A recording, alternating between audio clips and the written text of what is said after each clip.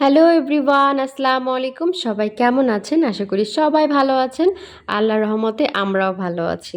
তো আমার প্রিভিয়াস ভিডিওতে কিন্তু আপনারা দেখেছেন সালসা ওর বাচ্চাদেরকে নিয়ে খাটের একটা কোণায় ছিল। ওখানে কিন্তু ওরা ফ্রিভাবে মুভ করতে পারছিল না। তাই আজকে ভাবলাম যে ওদেরকে ওখান থেকে বের করে আনি। আর আজকে কিন্তু আমার বাস্কেটে ওদেরকে শিফট করলাম। তো সালসা খুব ভালোভাবে একসেপ্ট করে নিছে। ও কিন্তু তেমন একটা ঝামেলা করেনি। গতদিন সারাদিন ও কিন্তু বাচ্চাদের কাছে যায়নি, বাইরে ছিল। কারণ ওই যে খাটের চিপায় ওর ভীষণ কষ্ট হচ্ছিল। ও মুভ করতে পারত না। এটা আমি বুঝলাম যখন, তখনই ওদেরকে শিফট করে নিয়েছি। তো আলহামদুলিল্লাহ এখন অনেক ভালো আছে। আর ও তো বাচ্চা পাগল, বাচ্চাদেরকে দেখলেই একেবারে আদরে, আদরে ভরে দেয়। কেউ কিন্তু মাশাআল্লাহ বলতে ভুল করবেন না। এই যে দুষ্টু পাখিটা, একে দেখে কি বলবেন আপনারাই বলেন। আপনারা কমেন্ট করে জানান এই দুষ্টুটাকে কি বলা উচিত? এটা হচ্ছে আমার রোজ সোনা। রোজ কি করে দেখেন, আমার যে ৪ তলা পাখির খাঁচা আছে তার ওপরে যেয়ে থাকে। যখনই আমার একটু চোখের আড়ালও হয়, এক দৌড়ে পাখির খাঁচার ওপরে। তো কি করব বলেন? আসলে এটা নিয়ে আমরা সবাই বেশ বিরক্ত। কারণ পাখিরা ডিস্টার্ব হয়। আর এইভাবে ডিস্টার্ব করলে তো লাভ বার্ড ভালো করে ডিম বাচ্চা দিবে না। কি করার এখন, মানে অলওয়েজ চোখে চোখে রাখতে হয়, তারপরেও উঠে যায়। শুধু তাই না, ওই যে পাশে যে রডটা দেখতে পাচ্ছেন, পর্দার যে রডটা থাকে, পর্দা থাকে ওতে, ওইটার ওপরে সার্কাসের মতন করে হাঁটে। যাই হোক, ওর কথা আর কি বলবো। আর এই পাখিগুলো আমার নেওয়ার ইচ্ছা ছিল। আমার বিগত ভিডিওতে কিন্তু দেখছেন যে পাখিগুলোর ওপরে আমার খুব ফোকাস ছিল যে কবে নিতে পারবো, কবে নিতে পারবো। তো আলহামদুলিল্লাহ পাখিগুলা কিন্তু আমি নিয়ে নিলাম। আর লাভ বার্ডের মিউটেশন সম্পর্কে আসলে আমার খুব বেশি নলেজ নাই, তাই নামগুলো বললাম না। জাস্ট কালারগুলো একটু আপনাদের সাথে শেয়ার করলাম। তো আমি কিন্তু ভীষণ হ্যাপি যে নতুন নতুন মিউটেশনের পাখি আনতে পারছি। সিমির বাচ্চা, সিমির ২ টা বাচ্চাকে আজকে গোসল করালাম। গোসল করানোর পরে দেখেন কি সুন্দর লোমগুলা ফ্লাপি লাগছে। এখন কিন্তু ওদের চেহারাটাই বদলাই গেছে। গোসলের আগে কিন্তু কেমন একটা লাগছিল। তো আরো বড় হলে আরো সুন্দর হয়ে যাবে। আর এই যে ওকে দেখে আমি টেনশনে শেষ হয়ে যাচ্ছি। সিমির একটা বাচ্চা অসুস্থ, চোখে ইনফেকশন। হঠাৎ করে দেখি যে চোখে ইনফেকশন, একটা চোখ দিয়ে ময়লা আসছে। আর ওদের কিছু হলে কি বলবো, আমার বুকের ভেতর একেবারে যেন মোচড় দিয়ে ওঠে যে কি হলো, কখন ঠিক হবে। এই হচ্ছে অবস্থা, চোখে এত ময়লা আসছে। একটা চোখ পুরা বন্ধ হয়ে গেছে এবং আরেকটা চোখের কোণায় ময়লা আসছে। আমি সারাদিন আজকে ওদের খেয়াল করতে পারিনি, আমি দেখিনি। রাত্রেবেলা দেখার পর আমার এত খারাপ লাগছে বলার বাইরে।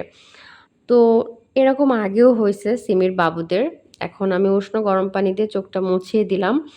খুব আলতো আলতো করে মুছিয়ে দিলাম যাতে চোখে ব্যথা না পায়। তো আলহামদুলিল্লাহ কিন্তু ময়লাগুলো চলে গেছে। এখন আমি ড্রপ দিব। যেহেতু এই প্রবলেমটা আমার আগেও হইছে, যার কারণে আমার বাসায় কিন্তু ড্রপ কিনে রাখা ছিল। এটা হচ্ছে মানুষের ওষুধ, মক্সিলোসিন। আরও একটা ওষুধ আছে, ওইটাও কিন্তু আপনাদের সাথে শেয়ার করব। এটা নিয়ে আলাদা একটা ভিডিওই করব ভাবছি। তো এখন আস্তে আস্তে করে ওর ২ চোখে আমি ১ ফোঁটা ১ ফোঁটা করে ড্রপ দিয়ে দিব। তাহলে ২ থেকে ৩ দিনের ভেতরে ওটা একেবারেই ক্লিন হয়ে যাবে চোখটা। আর তেমন কোনো প্রবলেম থাকবে না।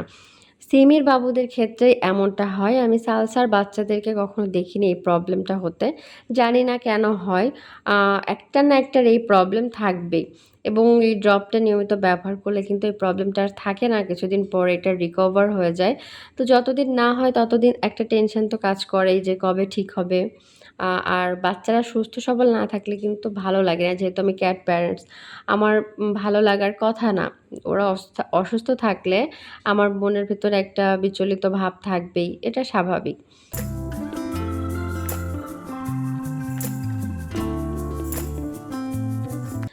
আর এই যে আমার সিমি সোনার বাচ্চাদের আপডেট দিলাম আপনাদের আজকে আবারও। ওরা কিন্তু বেশ গুলুমুলু হয়ে যাচ্ছে, লোমগুলা বড় হচ্ছে। সিমির বাচ্চারা এমনই, যত বড় হবে আস্তে আস্তে লোমগুলা তত ফ্লাপি হবে। ওরা কিন্তু ছোটবেলায় এতটা ফ্লাপি থাকে না। বিগত দিনের বাচ্চাদের ছবি, ভিডিও আমার কাছে আছে। কেউ দেখতে চাইলে আমি দেখাতে পারবো। এবং যারা আমার কাছ থেকে কিনছে তারা কিন্তু বেশ স্যাটিসফাইড বলা যায়।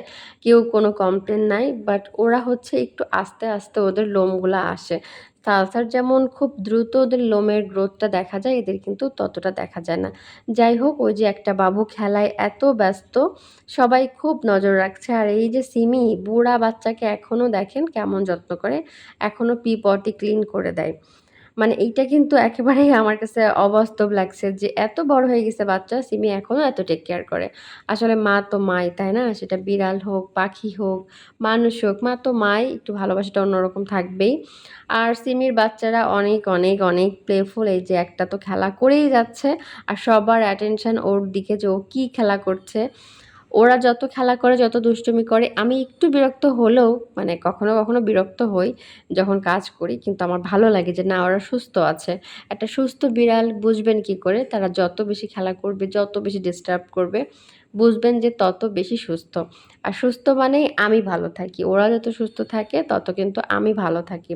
আমার বাচ্চাদের জন্য সবাই দোয়া করবেন। এবং আপনারা যারা বিড়াল পালেন আমিও দোয়া করি আপনাদের বাচ্চারাও যেন সুস্থ থাকে। সামনে শীতকাল আসছে, বিড়ালের নানান ধরনের রোগ ব্যাধি বাড়বে। আল্লাহ সবাইকে হেফাজত করুক, সব বিড়ালের বাচ্চাকে হেফাজত করুক। কারোর যেন কোল খালি না হয়। তো এই ছিল আমার আজকের ভিডিও। সবাই সাথেই থাকবেন। আবার দেখা হবে। আল্লাহ হাফেজ।